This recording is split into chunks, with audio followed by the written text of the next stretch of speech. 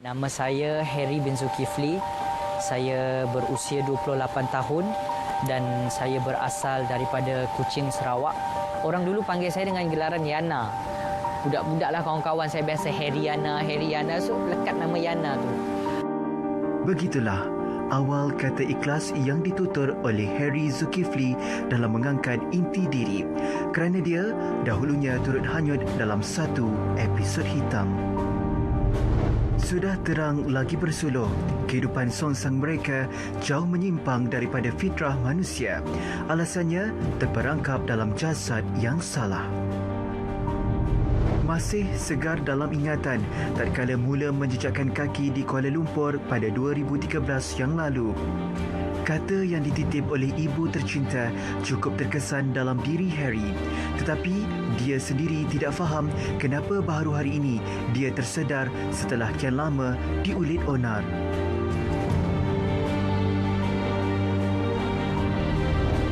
Saya sebenarnya bekas seorang maknyah. Lama jugalah saya katanya terjebak dalam dunia maknyah ni. Ada beberapa faktor yang menyebab saya jadi macam tu. Mungkin pertama diri saya sendirilah.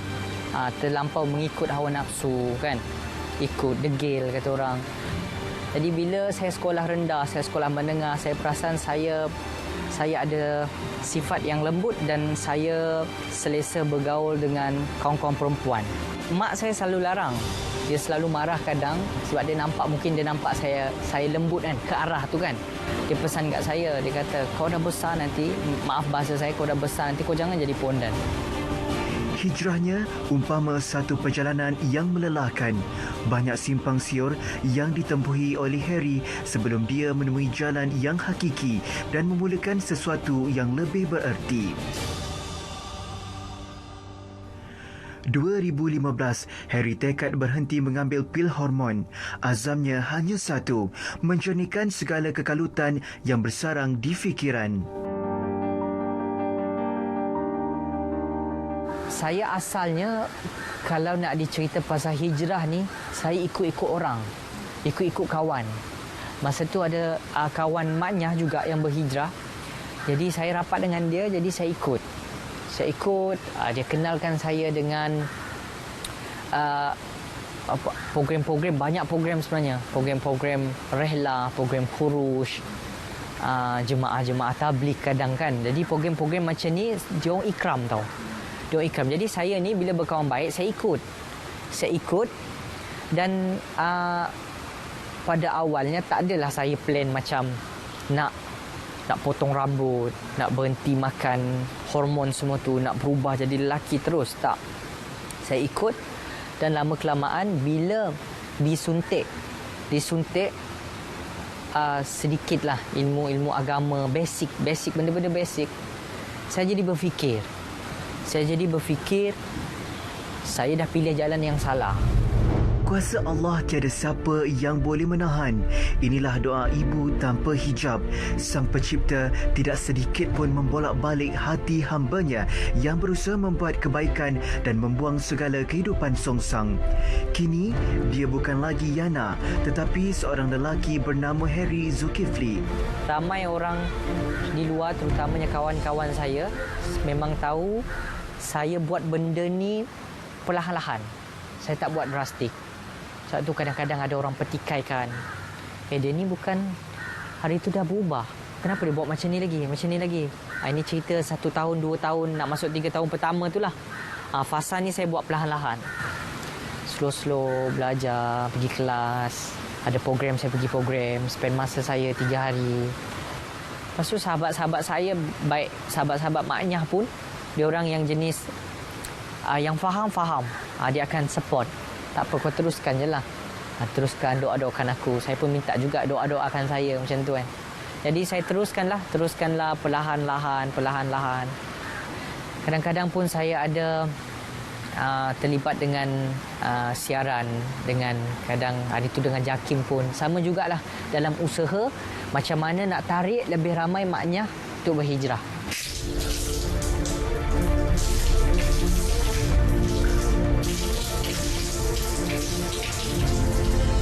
Kerana dia percaya sesungguhnya Allah tidak mengubah apa yang ada pada sesuatu kaum sehingga mereka mengubah apa yang ada pada diri sendiri. Ini rahsia Allah yang diberi kepada diri Harry setelah berhijrah mengikut fitrah kejadiannya sejak dilahirkan. Cuma hanya satu pinta Harry kepada masyarakat. Berilah ruang dan peluang kepada dirinya untuk membiasakan diri dengan perubahan ini. Dengan hijrah ni, Allah dah bagi saya hadiah yang paling besar. Saya dulu selalu tanya dengan mak saya, "Mak, siapa Zulkifli? Harry bin Zulkifli kan?" Saya selalu tanya dia sebab saya tak kenal siapa ayah saya. Tapi bila saya hijrah umur 24 tahun, Allah tunaikan hajat saya selama 26 tahun. Masa itu Allah izinkan saya pergi Mekah. Pergi Mekah, Allah jumpakan saya dengan ayah saya. Balik saya umur 26 tahun tu, rupa-rupanya ayah saya masih ada lagi. Dia duduk dekat JB. Jadi mula dari situ saya letak keyakinan saya tinggi pada Allah. Allah Maha baik. Kadang-kadang kita hamba, kita banyak lupakan apa yang Allah nak. Kita banyak mengharapkan Allah nak jadikan kita macam ni, tapi kita lupa apa yang Allah nak daripada kita. Dalam masa yang sama, Harry juga berharap pada rakan yang masih bergelar maknya, kembalilah kepada fitrah diri tanpa berlengah. Fahamilah, sesungguhnya manusia yang tidak buat salah, tiada bumi mana tidak ditimpa hujan. Jika sesat di hujung jalan, baliklah ke pangkal jalan. Walaupun secara prinsipnya perlakuan LGBT iaitu lesbian, gay, bisexual dan transgender tidak diterima dalam norma budaya masyarakat Malaysia dan dilarang oleh Islam, namun Jabatan Kemajuan Islam Malaysia atau JAKIM tidak memusuhi mereka. Sebaliknya, sentiasa mengamalkan dasar pintu terbuka untuk membimbing golongan LGBT selaras dengan prinsip dakwah dalam Islam untuk membantu mereka yang celaru identiti ke arah kehidupan sempurna dan diredai oleh Ilahi. Saya kira dalam proses kita dah mula nak hijrah itu, kita masih perlu mujahadah. Maknanya proses mujahadah ini berterusan, mengawal kehendak hawa nafsu, kerana di sekeliling kita pada setiap masa dan detik, kalaupun tidak daripada persekitaran, syaitan nafsu itu sentiasa dekat dengan kita. Jadi perlu dibentengi diri kita dengan mungkin amalan-amalan zikir, solat jangan tinggal, kemudian membaca Al-Quran, dan waktu yang sama banyakkan doa dan tawakal kepada Allah Subhanahu Wa Taala, kerana yang kita inginkan adalah kita istiqamah dalam hijrah itu sehingga hujung hayat kita.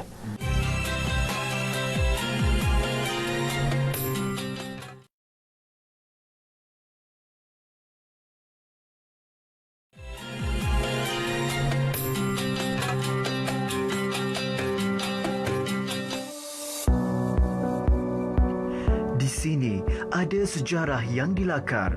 Bertarikh 1 Muharram 1441 Hijrah, Profesor Datuk Seri Insinyur Dr. Zaini Ujang dianugerahkan tokoh Ma'al Hijrah. Dilahirkan di Kampung Inas Johor, Negeri Sembilan pada 3 Mac 1965.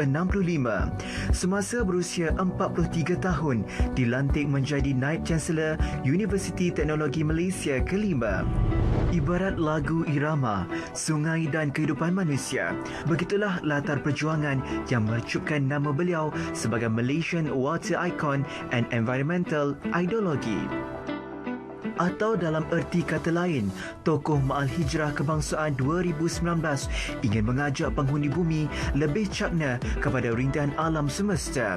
Kerana Rasulullah SAW menekankan soal kehidupan di dunia umpama pemilikan bersama, berkongsi air, padang ragut dan api. Bagi kita sebagai orang Islam, kita sebagai khalifah, bukan saja khalifah sesama umat Islam, sesama manusia, tapi juga khalifah di muka bumi ini. Jadi tanggungjawab kita ialah memastikan alam sekitar ini tidak dicemarkan. Ya, lawan kepada pencemaran itu ialah pelestarian.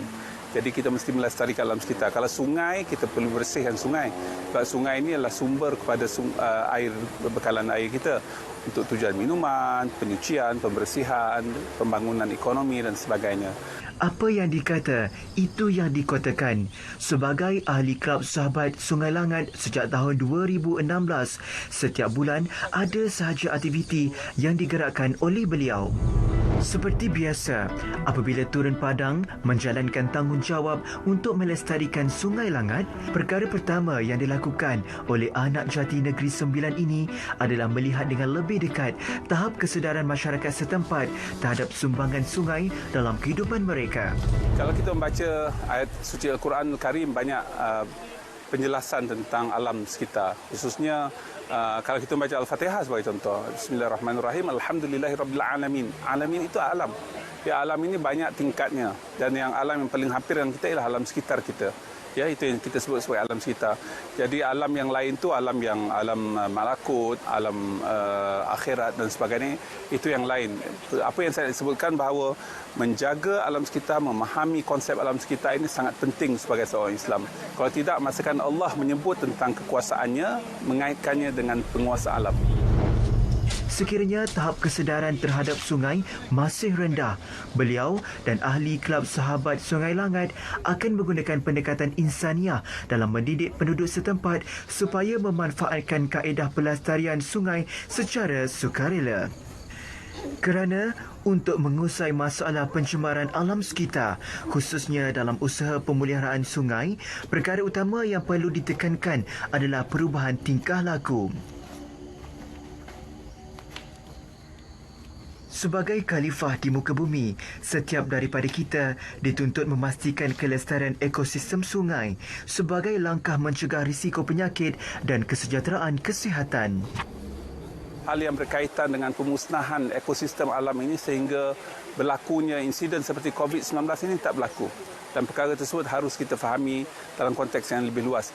Banyak pihak menyebut bahawa apabila kita melihat tentang contohnya hal yang berkaitan dengan kesihatan, ya, Kementerian Kesihatan atau mereka yang terlibat dalam bidang kesihatan, mereka itu berkaitan dengan human health, ya, kesihatan manusia.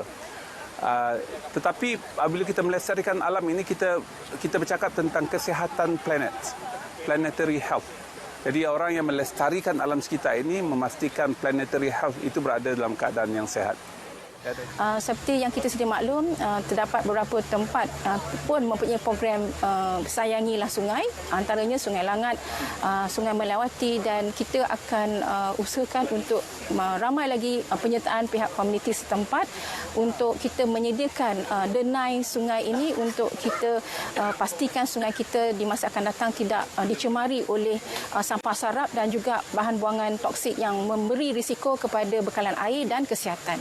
Menerusi pengalaman bekerjasama dengan Universiti Taibah Arab Saudi, beliau kini lebih fokus untuk membawa penglibatan rakyat Malaysia menjadi elemen utama dalam usaha pengurusan sungai yang lestari, supaya setiap anggota masyarakat lebih konsisten atau istiqamah dengan menjadikan pelestarian ekosistem sungai sebagai wadah menyatupadukan penduduk setempat tanpa mengira status, latar belakang maupun fahaman politik. Kerana sesungguhnya usaha melestarikan alam sekitar dan sumber air adalah terangkum dalam 4 daripada 7 amal jariah. Dan ini adalah salah satu pada cabang iman yang penting untuk kita fahami, ya. Allah itu adalah pemilik alam ini, ya, dan kita harus dan wajib untuk pastikan alam ini dilestarikan. Ya, hal yang berkaitan dengan pemusnahan ekosistem alam ini sehingga berlakunya insiden seperti COVID-19 ini tak berlaku. Dan perkara tersebut harus kita fahami dalam konteks yang lebih luas. Begitulah derap perjuangan beliau dalam usaha memastikan rakyat Malaysia dapat meneruskan hidup secara lestari. Sebagai penerima Anugerah Tokoh Ma'al Hijrah 2019, harapan beliau hanya satu, rakyat Malaysia berubah dan berhijrah demi kesejahteraan generasi akan datang. Dan ini adalah bagus untuk keluarga, ya, untuk mendorong mereka untuk membawa anak-anak untuk mendorong mereka untuk menikmati alam sekitar dari membawa mereka pergi ke shopping kompleks untuk menikmati penyaman udara. Tetapi inilah alam sekitar yang kita inginkan membangunkan kepada orang muda supaya alam sekitar dapatlah dijaga untuk kepentingan masa hadapan. Terima kasih Profesor Datuk Seri Dr. Insinyur Zaini Ujang kerana mengajar rakyat Malaysia menjadi warga yang celik alam sekitar dan berusaha membina satu legasi kerana hakikat yang pasti kita tidak mewarisi alam sekitar dari nenek moyang. Sebaliknya, kita meminjamnya daripada generasi akan datang.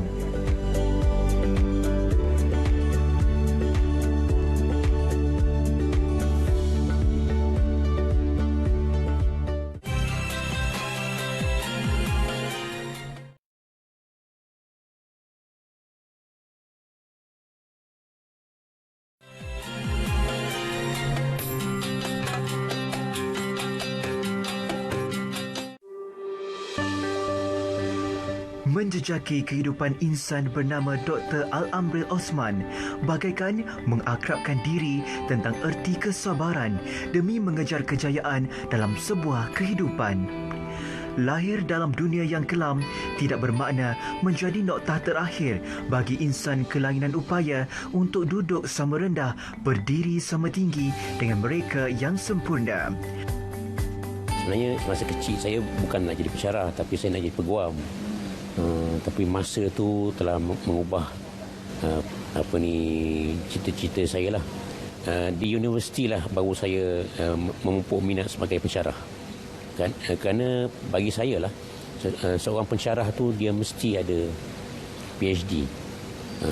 Sekarang ni orang nak bila ada PhD tu maknanya orang tu sudah membuat penyelidikan yang mendalam lah. Dan apa-apa statement yang dia keluarkan adalah refleksi daripada penyelidikan mendalam itu.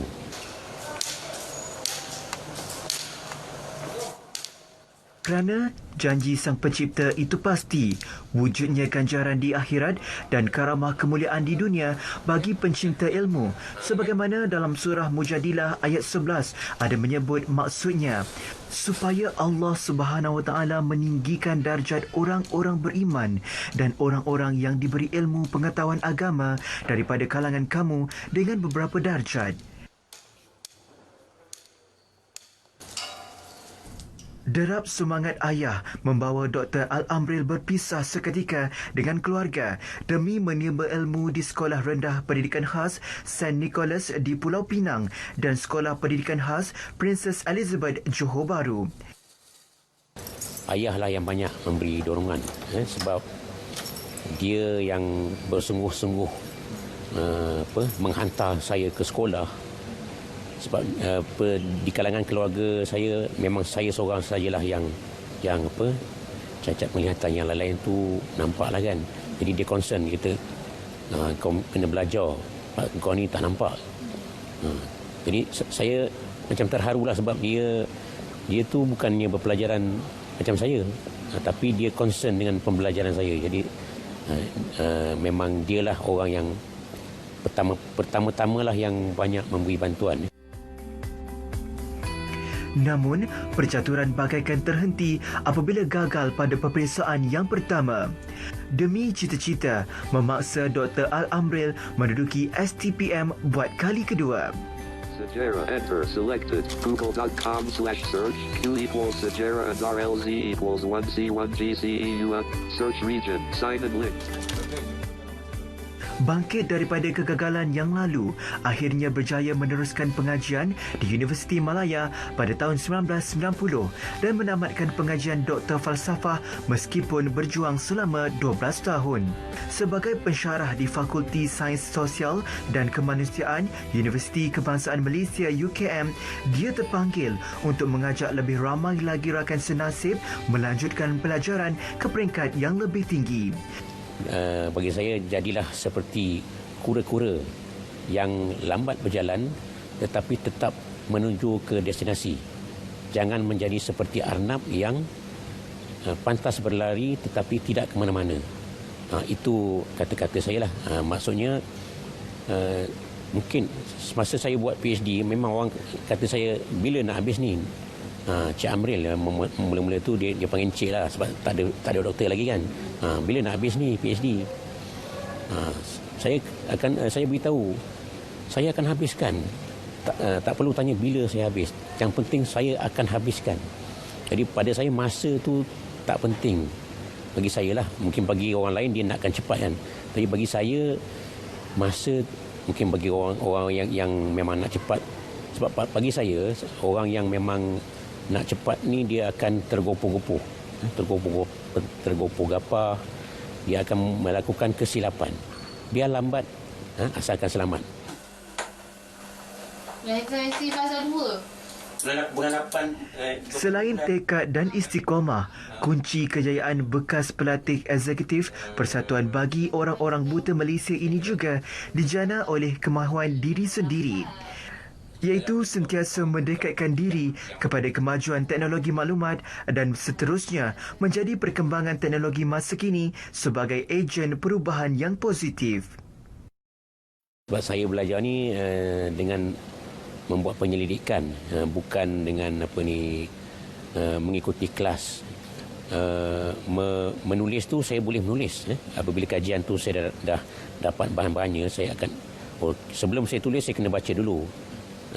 Oleh kerana saya tahu masa tu takkan memihak pada saya, jadi saya terpaksa mengorbankan semua masa yang ada pada saya.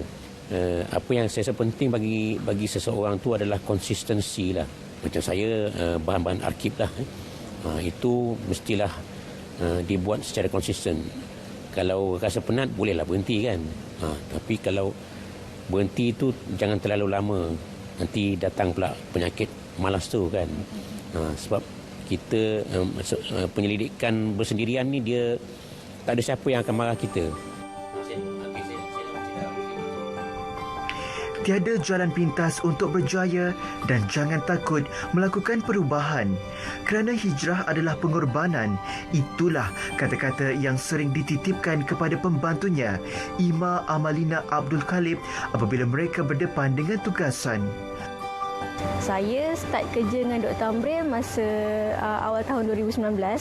Sebab masa tu saya tahu macam Dr. Amril ni cari RA yang untuk tolong dia dalam hal-hal research, hal-hal nak proofread artikel dia.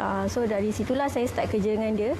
So dah kenal dia sampai ke tahun ni, saya rasa dia first impression saya rasa macam saya impress lah dengan dia. Sebab dia seorang yang sangat-sangat hardworking. Dia macam selalu overnight dekat sini untuk habiskan kerja-kerja dia. Selain tu, dia seorang yang sangat kelakar. Braille tu masih ada. Tapi untuk menyesuaikan dengan orang-orang yang normal ni, kita tulis, saya boleh menulis macam biasa. Komputer tu sebab kita dah belajar typing skill kan. Kemudian bila kita nak membaca pun sebenarnya tak ada masalah. Software memang untuk kita ada scanner, pengimbas lah, kita ada scanner, dan buku yang kita nak baca tu kita boleh letakkan apa-apa dokumen atas scanner tu, kita scan dan software itu akan bacakan untuk kita. Begitulah perjalanan Al-Amril, berani melakukan perubahan demi mengisi perjalanan hijrah yang lebih bermakna. Kalau Dr. Amril yang orang kata ada kekurangan penglihatan boleh berjaya sampai macam ni, kenapa kita yang orang kata lengkap dengan semua yang Allah bagi, kenapa kita nak cepat putus asa? Sebagai seorang manusia lah kan, dia mesti ada sesuatu yang dia rasa keunggulan yang dia perlu capai, dan keunggulan itu dia boleh terjemahkan pada masyarakat. So maknanya hijrah tu pada saya, seseorang tu mestilah mempunyai sikap yang positif untuk mencapai yang lebih baik, tapi pada masa yang sama dia tawaduk pada pencipta dia lah. Sebab walaupun dia capai lebih tinggi, tapi semua yang dia capai itu sebenarnya tak akan ada kalau tidak ada restu ataupun tidak ada keredaan daripada yang mencipta dia tu. Berjalan